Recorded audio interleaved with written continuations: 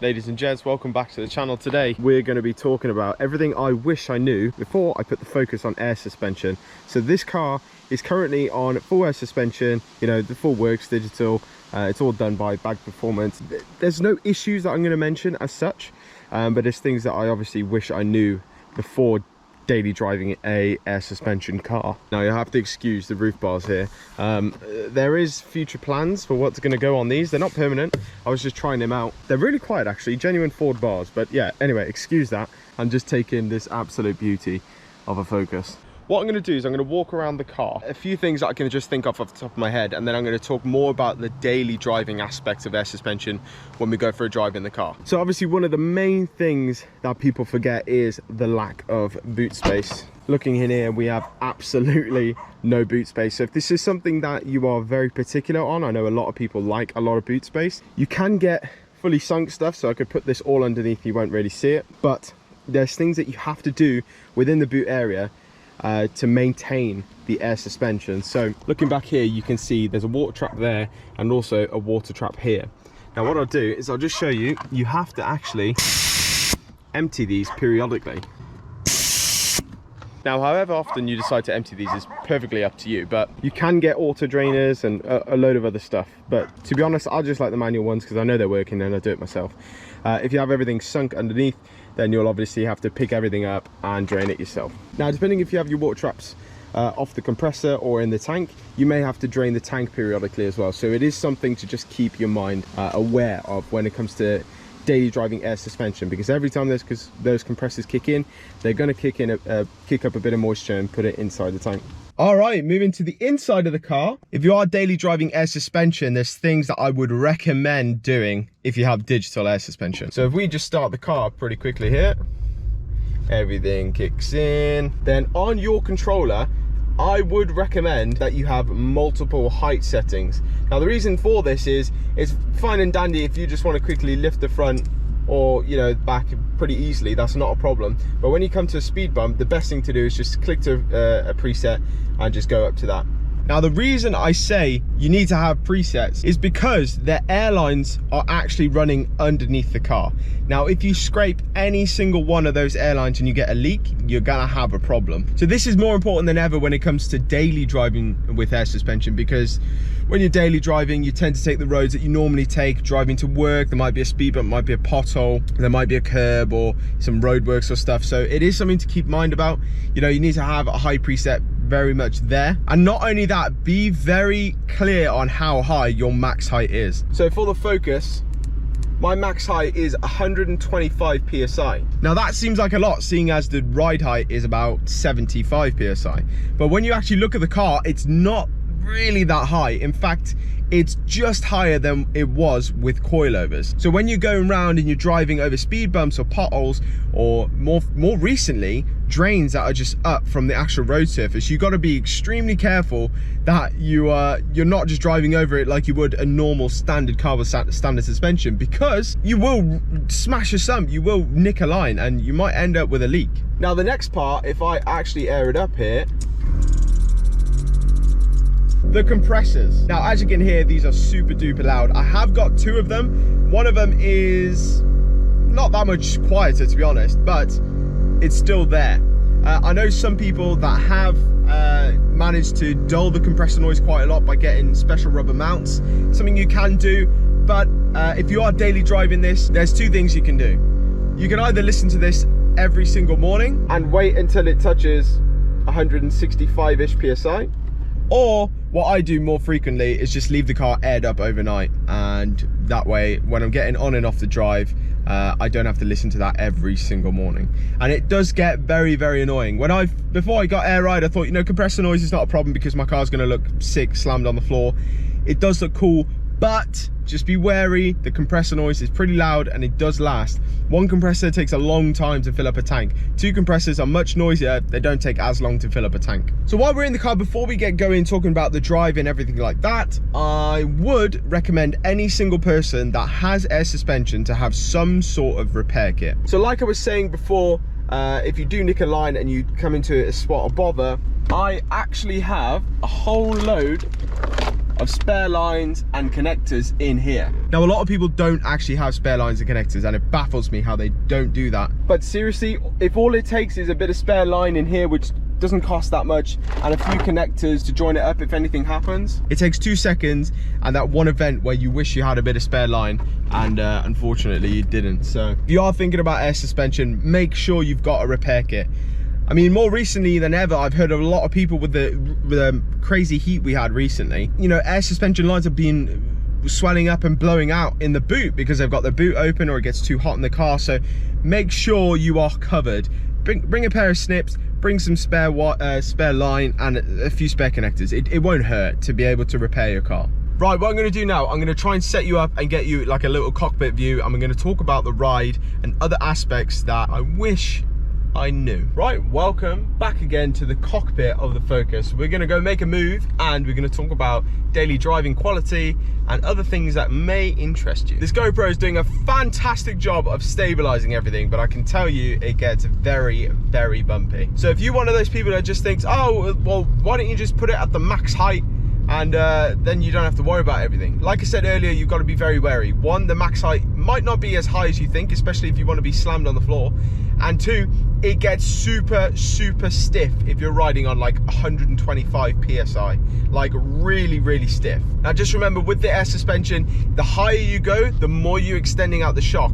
The more you extend out the shock, the easier it is going to be to come to the point where it's fully extended and locks out, which makes it even more stiff. So what I do is I've got a load of presets. I've got 125 PSI, 110, 100, 90, and 75, which is my full preset list. 125 I purely use if it's a huge speed bump that I need to get over, or I'm cleaning the car. It's not very often that you'll see me riding with 125 PSI, and I don't recommend it to anyone, because if you smash a pothole with 125 PSI, you're probably gonna blow out a bag. If you're thinking, all right, I'm on a country road and it's not very good, a few potholes, maybe a dirt road even, I'd probably recommend just riding about 100 PSI, you know, about 80% of your max. It gives you a bit of travel. It's a bit softer than absolute max. Like, I mean, max is rock hard. Like, you will fly out your seat. And then for the rest of it, if you've just got a big like speed bump that you're coming up to and you're worried about like the front splitter, for example, the best thing that I do is just unlock it and raise the front a little bit. Just hold it up, raise the front, go over the speed bump, and then just whack it back into your ride preset. Anyway, now we got the presets out the way, let's talk about some other bits and bobs that I don't think most people with air suspension talk about. So there is a lot more maintenance. I know a lot of people go out there, go to companies like Airlift and go to Bag Performance and all this stuff, and they get their air suspension installed and they call it a day, and that is good enough for them. Now, you've got to be super, super careful with this, because air suspension is very needy suspension. It's all fine and dandy if you've got it, you know, installed by another place, but there's still things that you've got to do as the operator of the car with air suspension, and that is regular routine checks. Now, every time that I do an oil change on this car, or any time it is up in the air, and that's, I'd say twice a month, I'm always checking for the bags. I'm checking all around the bags to make sure that there's no rubbing, no wear or anything like that. Just making sure the area that they do collapse into is free of dirt and stuff like that. I'm also checking for any leaks from the struts. Now, this is something you do with normal suspension anyway. Another thing you got to look for on the lead lines going to the air suspension, you've got to make sure that those aren't, you know, the braided wire is not like damaged anyway and it's poking out the side. You've got to make sure that's in very good nick, and once again, not rubbing on anything, not causing any damage. And obviously routinely check the lines from the bags to the management, from the management to the tank, management out to the rear for the exhaust. Every single line, you need to regularly check these things, because if at any point you might get a hot day and it might bulge, you need to be aware of that, and you need to be able to fix that before it becomes a major issue. Winter time, it gets even harder. You've got to make sure that you're checking these even more regularly. And during winter, Tom recommends, and most people recommend, that you keep your air suspension activity to a minimum. Now, the reason people say this is two things. One, condensation and humidity is much higher in winter time. Obviously rainy days as well is another thing. But secondly, water can turn into ice, which can fracture or split lines. So you've got to be very wary of what you're doing, which goes back again to emptying those water tanks. You've got to make sure you're emptying everything to make sure there's no water in that system. So it's not only the air suspension you've got to look after, it's not only the management and the lines you've got to look after, but it's also everything else. When you get a car with air suspension, and most people say, well, what do you do about the tracking? You can track a car with air suspension, like literally no problem at all. Some places are a bit iffy with it. Most places, if you just say this is the ride preset and it's not going to change, then they'll say fine, we'll track it, but we won't give you any warranty or anything. I go to a place in Worcester, dude's amazing, he knows exactly about air suspension and he's happy tracking it for me. But there's something to just be aware of. Most places won't track cars that are even lowered, never mind air suspension.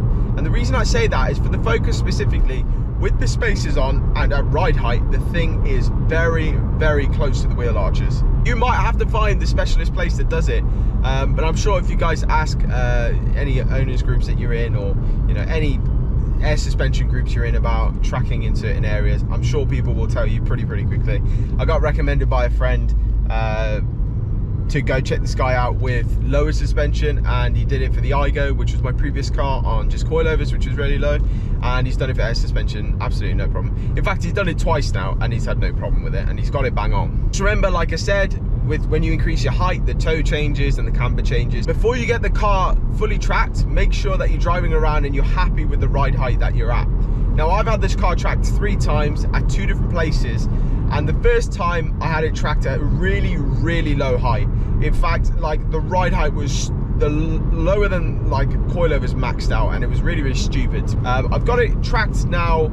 I had it tracked a bit higher, so the first time was about 65 psi, then I went up to 70 psi, and this last time I went up to 75 psi, and it sits absolutely perfectly now. It sits as I had it with the coilovers, and I think that's something you've got to bear in mind. The ride height obviously is when all the tracking's in place. It's how you're going to be driving most of the time. If you're not going to be driving like that, you're going to end up putting the tracking out. You're going to have massive wheel wear, tyre wear is just going to go through the roof, your steering's going to feel a bit clunky, and yeah, it's just not. Just make sure whatever height you go for, that one, it's comfy, meaning it's not too stiff and the pressure's not too high, but also that you're happy with driving like that. Like, every time I drive this car, I just imagine in my head I'm riding on coilovers, and that's purely just because potholes, speed bumps and curbs are something you've got to be very aware of at the height I'm currently at. I could pump this up to about 100 psi and get a track there, but it would be super, super stiff, and it just, yeah, it wouldn't be that great. But there's also a load of adjustment with air suspension. You don't have to be slammed right down to the floor. In fact, if you look, there's a few people I know from Bike Performance that haven't been slammed absolutely to the floor. Steve's one of them, another guy with an old Audi S3, I think. They're not slammed on the ground. I think they set their like air out PSI to about 30 PSI. And when they air up, it actually airs up a lot higher than what mine would. Purely because mine sits on the absolute limits. It sits on the bump stops on the back. Well, I should say the metal for the bump stops on the back. I took the bump stops out, and it sits on the tyres on the front. So it is absolutely as low as you can physically go. Whereas Steve, he's got to be careful because his tyres are quite wide. So if he rests on the tyres, he's got a risk of popping the bumper out or causing damage to the paintwork. So he rather has a higher preset, which I think he prefers anyway because he's a family guy. You know, he tends to use the car a lot more than I do. But yeah, there's so much adjustment. You don't have to be the absolute slam boy when you air out. You can just be like lower than you normally would. In fact, you can have it at like bone stock height and have it so when you air up, you're even higher. Now, I don't know why you want to do it, but the opportunity is there if that's what you fancy. But like with any suspension at all, if you're going lower, just be aware. Wheel rubbing, tyre rubbing, clearances. Just make sure if you are installing this stuff yourself that you're running the lines along like the brake lines, for example, places that are very safe for lines to go down, and that's not going to cause any damage. Now, you might need to put some stretch on standard wheels. You might need to do a whole load of things, and that's something you've just got to be aware of, and just be a bit more careful when you're installing air suspension. But if you're not installing it, guys, you know, leave it to the professionals, which is what I did. I've never installed air suspension before. I probably would give it a go now because of what I've seen and how I've observed and been looking at it and seeing, like, asking questions and stuff, I could probably make a pretty good attempt now of installing the air suspension, but at the time I had no idea, and I thought it's probably best if I just leave it to Tom, and he smashed it. So final little things, a few problems that you probably want to be aware of. Just remember, it's air suspension, so without the air you've got no suspension. And by that I mean, if you lose a compressor or two and you air out and you got no air in the tank, you're in a bit of a spot of bother. So I actually had this happen to me. I had a compressor go down, and it was the only compressor I had. Thankfully, I had a bit of air in the tank. I didn't drain it fully. I was able to get it up to just about ride height and managed to make my way over and get the compressor replaced, absolutely no problem under warranty, so that's all good. But yes, what Tom did, what other places might do is there is a tire valve down at the bottom, so if absolute worst case scenario, I can plug in a mobile compressor, you know, like a tire pump, plug it in, and it will inflate the tank just to get enough PSI just to, you know, get it repaired or get me on my way. So whenever you're doing your boot builds or anything like that, I would always recommend a bigger tank and multiple compressors, purely just for the making it robust, I guess you could say. But just be aware of that. It's air suspension. It's very, very needy, and you need to make sure you're looking after it. I think that's it, guys. There's nothing more I can think of off the top of my head. If you obviously have any more questions, just leave them down in the comment section below and I'll answer it as soon as I can. Just remember, it's needy suspension, so make sure you're looking after it. If that's something that you're happy to do, then it's all for you and you'll have an absolute blast. If you don't fancy, then probably just stick to coilovers and get a car later on down the line, which is like your show car or whatever it is, and leave it to that, because it is a lot easier to maintain air suspension when you're not daily driving it, for sure. Anyway guys, thank you all for watching. It's been a pleasure. I hope you all enjoyed the video. If you did, obviously leave a like, consider subscribing if you guys are enjoying the content recently. But other than that, I'll see you guys all in the next video.